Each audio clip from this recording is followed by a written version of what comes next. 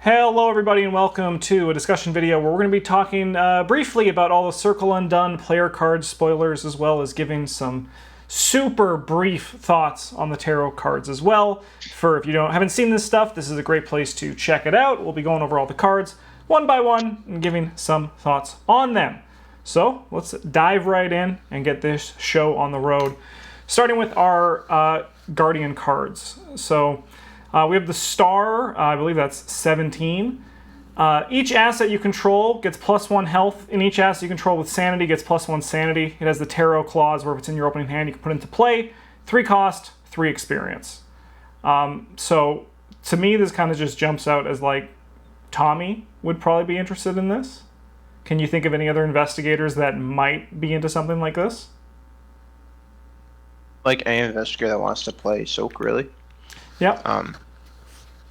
Like, not necessarily just Soak, but like sort of the bodyguard archetype. Mm-hmm. Guard tag. Yeah. Seems pretty alright. Is this something that's worth it for even like if you're doing like guard dog and beat cop? Probably not if you're only playing those. Mm-hmm. Like it is nice for. It's a weird one because like if you're guaranteeing your opening hand every time, I'd say it's good with beat cop level 2. Good enough to be there, but cause it's worth free damage. But like actually paying 3 money for it is pretty garbage. Yeah. That's kind of like you putting past that for like when you're like looking at these cards for people watching at home. You're like, oh, this card's great, but like you might not ever see it, or you might see it on like turn later in the game where it doesn't really do anything. But Yeah, it's obviously good for. Sorry, go ahead, Bryn. Sorry, I think it really depends what your deck looks like. Mm-hmm. Like how many assets you're playing that can soak damage, how many assets you're playing that normally have a damage score but are not meant to actually take damage. Like, you know, with this, your Bandolier is worth an extra hit point. Fine Clothes is worth 2 and 2. Mm-hmm. Yeah, like I think like this card's good for Tommy. Obviously, it's good for Leo. It's good for Mark. It could be good for Zoe. Yeah. Yeah, this card's kind of seems like probably real good with the stupid 5 experience spell.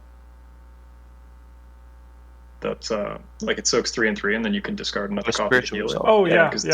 Now it soaks 4 and 4, and you can still discard a card to heal it fully. Yeah.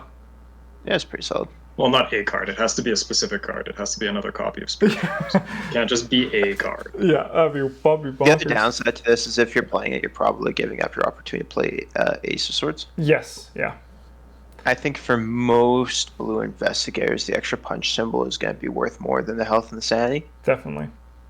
But not always. Yeah. All right. Then we got Hallowed Mirror, level 2, 3 experience. Level 3, 2 cost, 2 brain. Takes up the accessory slot. Limit 1 per deck. When you play a copy of Soothing Melody as a reaction, you can either change each 2 on it to a 3, or shuffle it into your deck instead of discarding it. And then after enters play, you put 1 into your hand and 2 into your deck. Any thoughts on this one? I mean, I've played a Hollow Mirror in like a. I played it in. I don't even remember. I think it was Sister Mary, just as like a backup for like, because she has so little health. But I'm not like super impressed by Hollow Mirror. Like, obviously it has a place and it works, but is it worth it if you want that kind of deck? Like, is this a meaningful change, or is this a low priority upgrade? I would say it's a low priority upgrade. Yeah. Yeah, I think again it depends what exactly your deck looks like. Like if you are capable of getting your deck down real low and shuffling them back in becomes, you know, a real, like, not just a marginal increase to the probability of seeing another one this game. Yeah. That's like a pretty narrow situation. Yeah, it is. You're right. Like, what investigators can like really get their deck low enough for that to matter, to like reliably cycle through them, can play 3 experienced blue cards, and also like be able to consistently draw enough cards that they can be reliably seeing them. Yeah, it's probably like Mr. Harrigan. Yeah. And honestly, like, not that many others who could. Maybe like Roland, because he gets yellow cards. Yeah. Maybe. So does Carolyn. Yeah. But no, I don't really think that the the change there is super worth the 3 experience on this one. Cool. Well, I'm interested to see on when we get to the yellow one that was changed, similarly, to see how that The works. one's super worth it. Yeah. All right. So first, before we get there, we got the World 21. 3 experience, 3 cost, takes up the tarot slot. As a lightning bolt, if you have 8 or more cards in your hand, you exhaust it to draw a card, and it has the tarot effect. Travis, is this worth it over death in yellow for big hand? Yeah. Yeah. Travis, you just want to slam it into play and shout Zoarudo. Yes, but that's irrelevant. It's also like really good for that archetype because it gives you a free card every turn. Yep. And like at worst, with your big pile of yellow cards, that card's probably going to be worth a book symbol. Yeah. But sometimes it's better.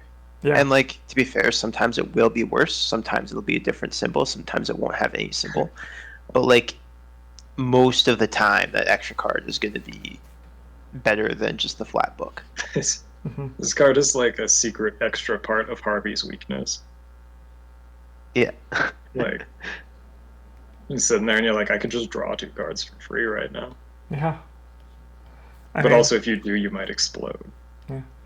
And it's really easy to get to 8 cards. I think this card's going to be very fun and powerful, and I'll enjoy watching Travis draw a bunch of cards with it. He'll draw one and then be like, draw an extra with Harvey. I have Dream Enhancing Serum in play, so I actually have another copy of this, so I'll draw another one. Oh, that's going to be nice. Yeah. That's going to be good. All right, Occult Lexicon. I dare you to build an Anna Caslow deck where you put 2 of these into play. Woo! Next we got Occult Lexicon. This is a 2 cost, 3 experience asset, takes up a hand slot, 2 book, limit 1 per deck. When you play a copy of Bloodright, either change each 2 on it to a 3 or shuffle it into your deck instead of discarding it. Travis, you love Occult Lexicon. Is this upgrade worth it for you? I would say yes for this one, assuming so yellow doesn't have an issue finding cards, especially tomes. So the limit 1 per deck is not really an issue. And then being able to have your Bloodrights deal 3 damage when you need them to is huge. Yeah. Also, drawing 3 cards and then cycling 3 cards and then having emergency cast equal to it, very good. Or alternatively, you can just put them back into your deck, and like every Bloodright you play draws you closer to the next one. Yeah.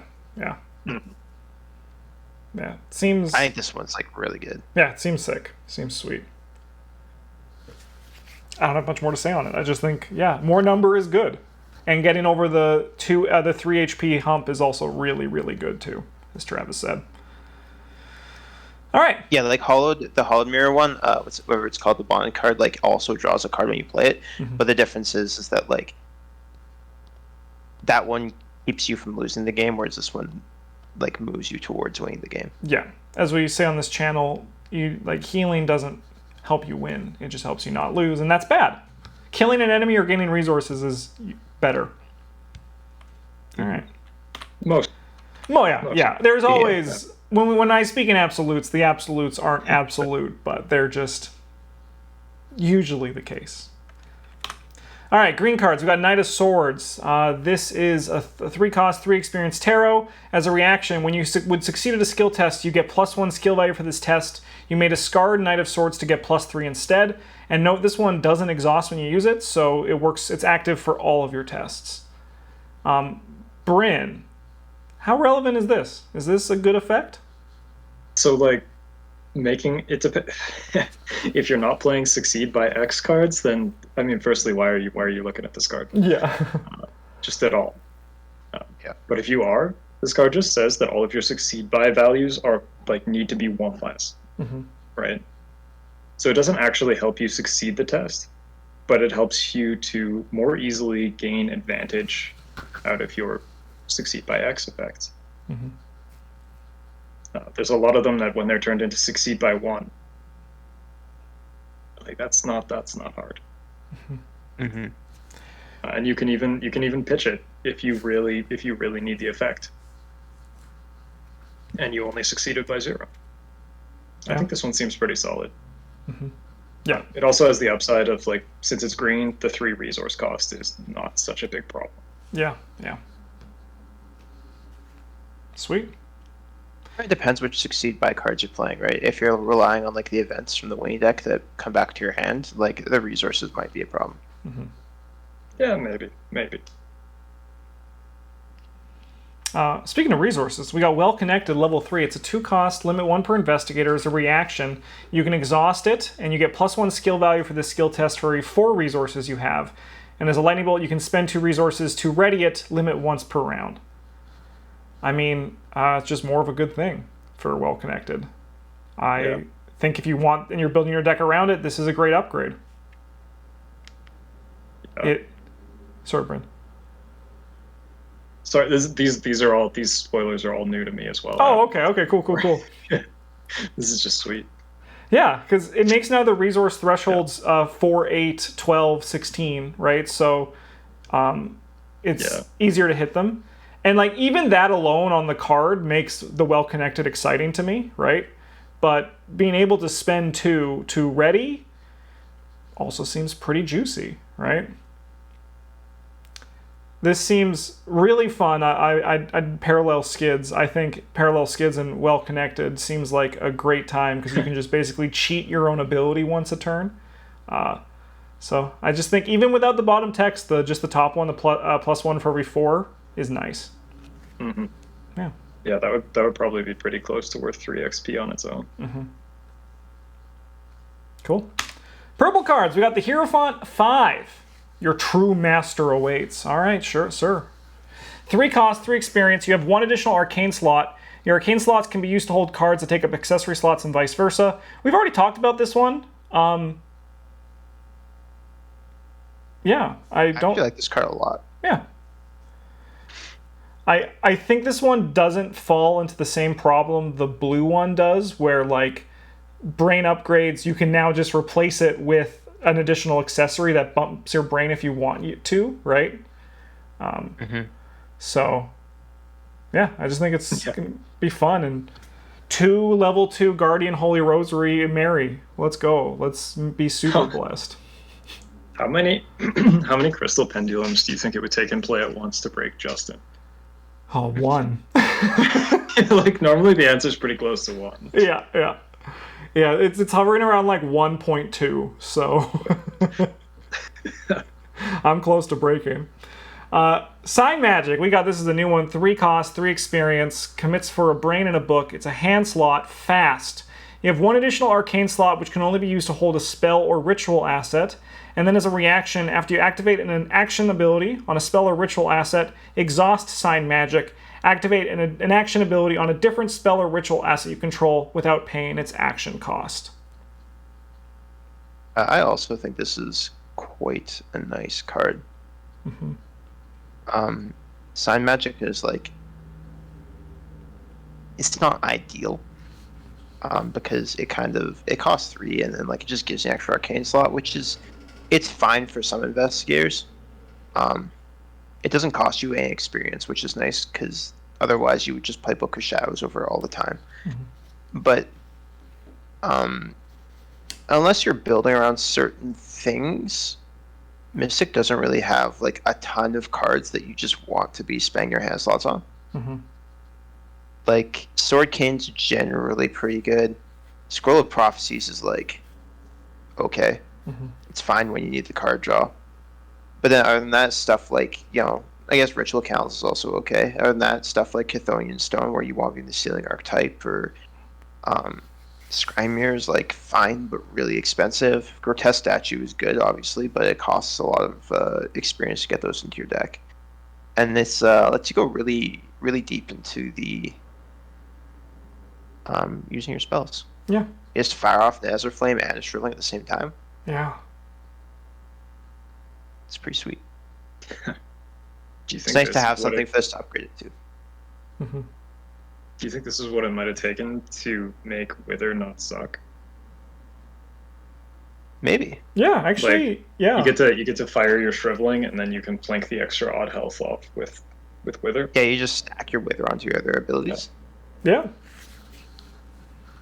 Maybe. That actually is, yeah, because like that seems not horrible. Yeah.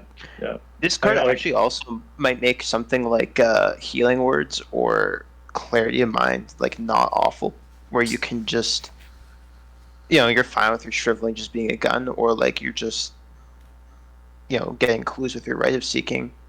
You can just heal someone for like a little bit as part of that action. Mm-hmm. Right? I mean, it also even seems nice with like an attack spell and an evade spell, right? Like it's because if you can't kill it, you can just like solve it too, especially with the additional slot, right? So you have like your gun, and then you choose what modular effect you want your gun to have given the situation. Seems sweet. It does seem pretty sweet. Yeah, I think it's got lots of probably neat applications. Also makes poop to gold like not terrible anymore. Where you can just be like, I'll investigate, okay, but also I'll get a bajillion, well, like 2-ish probably resources. Mm-hmm. Not a bajillion. Yeah, I'm looking forward to playing with it. Except I'm not playing a Mystic character for a long time, so I'm looking forward to you guys playing with it first, and then me eventually playing with it. Don't worry, Justin. I've already got I've seen this. I've known this card exists for about a minute now. Yeah. I've already got an idea for a shitty Dexter deck where my primary goal is to lose track of how many actions I have left. Sounds great. Sounds perfect. All right, let's get to the red card and see if the tarot still sucks like its other one, which I don't even know the name. 9 of Rods. This is a 3-cost, 3-experience tarot slot. When you draw a non-weakness encounter card, exhaust 9 of Rods as a reaction. Cancel all of that card's effects and shuffle it into the encounter deck, then draw another card from the top of the encounter deck, and it has the tarot ability. That's pretty not bad. I think it's great. Effects like this are good. Surge. Yep.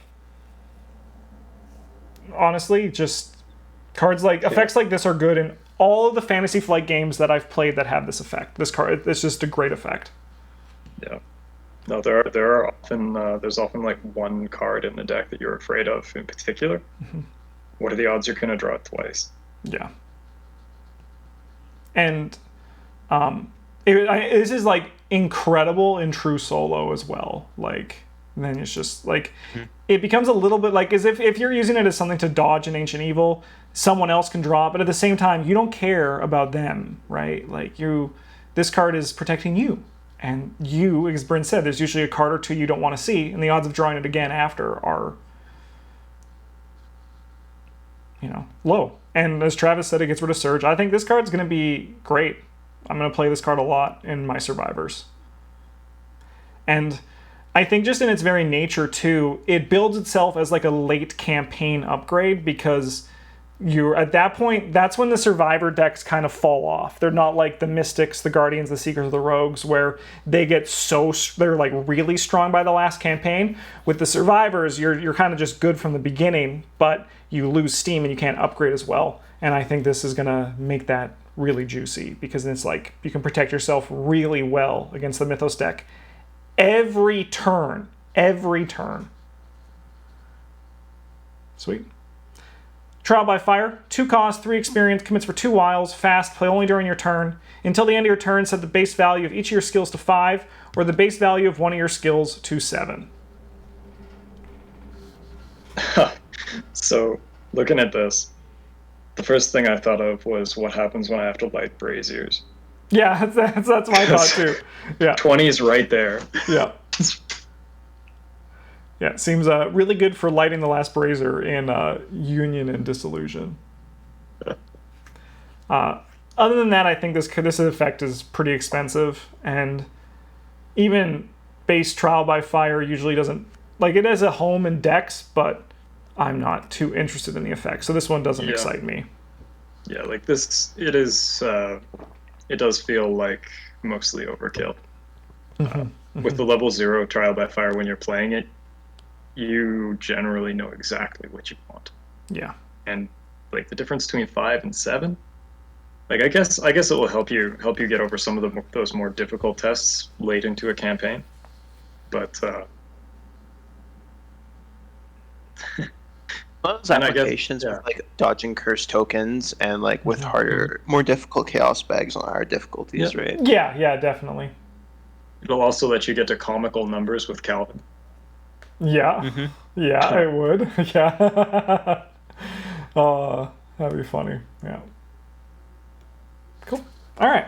Let's get to some neutral cards. We got the Moon Pendant. I believe we've seen this one already, but I'll read it again. 2 cost, 2 experience, takes up the accessory slot. You have 1 additional tarot slot, and each non-weakness tarot asset in your hand or committed to a skill test gains double wild, and when it begins, it has the tarot effect. You get to put it into play. So in a heavy tarot deck, this seems good. In Lola the Terrible, when Bryn and I redesign it in the next wave of our deck building series, I think this card's going to be incredible in it. Outside of that, I don't think it has much application. I think it just fits its archetype really well and will do great in it. So with the Hierophant, you can have the Hierophant holding your moon pendant that is holding your Hierophant. No, Bryn. You can't do this to me again. I'm still working through the last one. I have like a giant billboard with strings that I'm like, who's holding who? Who's holding who? Yeah, just start dumping assets into play. Your teammates are like, do you have enough slots for that? And you're like, sure, I don't actually want to find out, though. Yeah. The Fool, which I think is one of the best cards you can get in your opening hand in this freaking game. This seems pretty great. 3 cost, 3 experience. When you play a card, exhaust it to reduce that card's cost by 1, and tarot effect. Yeah.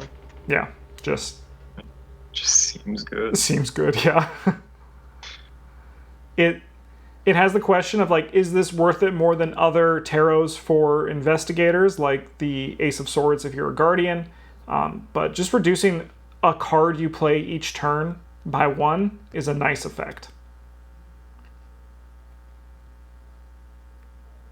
This is true. Yeah, this is true. Yeah, it doesn't seem like it's too much, but it adds up pretty quick. Yeah, and if you get it in your opening hand, that's just, oh my god, that's going to give you so much value. All right. Yeah, like, I don't know, this one's a little bit of a tough one to evaluate for me. Like, 3 experience is a fair bit for a card that might not do anything in your deck. I think it's really strong in the tarot deck itself, because you have, with ARKHAM, you're more likely to be able to pull it out of your deck on turn 1. But past that, like, paying 3 money to play it means, like, it doesn't do anything until you play 3 cards. 3 other cards. Unlike, compare that to something like Dr. Milan, where he pays for himself after 4 turns, but he's also giving you the benefit of having a book, right? Yeah. And this is not only is more relevant in non-tarot dedicated decks, but like, you know, you're also sacrificing the opportunity to play one of these other great tarot cards that you could have just purchased with the 3 experience. Yeah. Like, yeah, it's fantastic on turn 1 when you get it for free, but if you can't get that consistently, I don't think it's that great. Yeah, no, that's like, the tarots, playing them for free definitely, like, increases their power, and I think this one increases it more than, like, any of the other ones, except for probably the Survivor one. Having that on turn 1 seems really nice. But I mean, like, all the other ones are effects that I would pay 3 money for. I don't have an issue with that, but this one is just kind of like, eh. Yeah. Sick. All right. Let's move on. We have one more, and then we got some weaknesses. We got Observe. This is a 4 experience permanent asset. Before setting up each game, draw 3 random cards from the tarot deck and choose 1. Place the chosen card in front of you in the upright position. Each other investigator ignores the effects, then shuffle the rest back into the tarot deck. So we're going to get to these tarot cards, but you're going to be getting the positive effect on one of the cards. The tarot deck is a new thing where they have a positive side and a negative side, and you can see on Damned here, permanent. Before setting up each game, draw a random card from the tarot deck and place it in front of you in the reverse position. Each other investigator ignores its effects. So you can either pay 4 experience to get a positive effect each game. You're going to choose one of 3, or you're going to be getting a negative as part of your weakness, which honestly, to me, sounds kind of fun. I like the idea of a weakness that is different each time scenario you get.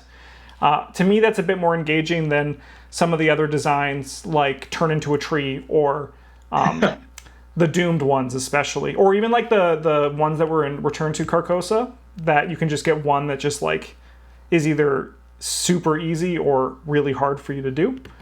We're not going to spend a lot of time on those ones because we're going to get to the tarots themselves and talk about them. The Devil, 15. You cannot play assets other than the Devil while it is in your hand. If it is in your drawn in your opening hand, you cannot replace it. It must stay in your opening hand. 3 cost. So this is like the Tower. We don't really like to dwell too much on weaknesses because overall a lot of weaknesses are pretty fine. What do you guys think of this one? Just preliminary thoughts on this one. How upset would you be to get something like this? It depends entirely on what kind of deck I'm playing. Yeah, exactly. If this is a pre-swingy asset that also, like, if you're playing like a Guardian deck and you start with this in your opening hand, like, you're kind of just fucked. Yeah. Yeah. But for a lot of other investigators, or even if you just don't get your opening hand, it's pretty whatever. I imagine Bryn's going to roll this one a lot just because the universe hates him and they know he loves assets, so... Look. Just Hey, you don't get the tower that often. No, I really don't, but the tower doesn't do anything. No, Justin. Justin likes his skill cards. Yeah. Yeah. I do get the tower quite a bit, too. All right. Let's talk about these tarot cards quickly. So we're going to go over these really quick because... basically, they all have a negative effect and a positive effect, and there's tons of different ways you can use them. And frankly, it makes the reason I'm excited for them is because we do a lot of challenge runs on this channel, especially during COVID time when we were separated. And these interest me more than like a challenge where it's like chaos draft your deck. But now we can play who we want to play. The campaign we want to play, and then we can just include tarot cards. So to me, that makes it a lot more compelling and the changing difficulties than just being like, here's a deck of crappy cards we had to draft. So I'm looking forward to that aspect of them. I also do like the weakness, where, as I said, I like how, like, you have the weakness you have to adapt to that changes from scenario to scenario. That sounds really fun than just like something that's just expected. Some of these kind of aren't the best. The flip and the things like the Fool, for example, is each investigator not defeated gets +2 experience. Sounds fun. And then each investigator defeated gets less 2 experience. So like that sucks for probably Bryn in our play group usually. I think that's what the Obel should do. Yeah. And then, like, you have over here, the Magician. Each investigator begins the game with 3 additional resources. The inverse is each investigator begins with 3 fewer resources and cannot gain resources during their first turn. So, like, then the next ones you have is you get, on your first skill test of each of the skills, you get +1 to that skill or -1 to that skill. The effects, I'm not going to go over all of them in detail. The art's gorgeous on all of them. I'm just curious of what you guys generally think about these tarot cards. Because to me, I'm just kind of excited to have being able to play the decks we want to play and then just being like, all right, let's just put these in for fun to make it a bit more difficult. Roll randomly, draw 8 at the start of the campaign, choose 4 to be inverted, 4 to be normal. Seems kind of fun to me. So the part about them that I hate is that I'm going to have to track down some tarot size sleeves. Yeah, that's fair. That's fair. Not that is particularly difficult. It just is slightly annoying. But otherwise, yeah, no. Anything that adds like replayability to the existing content for the game is probably a good thing. Yeah. To be honest, I'm pretty disappointed in them. I don't think I'll be using them all that much. Most of them have like pretty minor effects that I really feel just like add extra mental overhead for minimal value. Like the experience one's fine. Could be like a little bit unfun if you get flipped, but whatever. A couple of them like mimic resource or weaknesses, like indebted. Like these ones that make your first skill test with a skill +1 or -1. That's like, I don't have to remember that every round. It's garbage. Yeah, that's fair. Another thing that I kind of have a slight issue with it is I feel like, I mean, I understand the design. This is just a fun thing they put in just for do something with the cool tarot art they have. But like, just even some of them, they seem kind of just like simple and binary, right? But that's kind of like the nature of it, right? Like a third of them are fine, I think, but a lot of them are just like boring or kind of pointless. Yeah, I think with what would happen with us especially, we would like choose the ones we like and then just only include those in the pool, right? For like our challenge runs for them. I do love this reversed judgment, which adds an additional skull token, removing the +1. And I'm just like that. Yeah, that's my curse started. It's like the star. Whenever Investigator reveals the other sign token during a skill test, they can heal damage or horror, and then like inverted for the auto fails. Like, how often do you draw those, and like how often you can remember? Yeah. Sick. It's just, Yeah. Cool. All right, everybody. Well, thanks for watching on YouTube. If you like this kind of content, let us know. We generally haven't done like discussion of spoilers on the channel, but you guys enjoyed our Edge of the Earth discussion. So if you want to see more of this as stuff is revealed, let us know in the comments down below. Thanks for watching. Have a good one. And as always, GG's.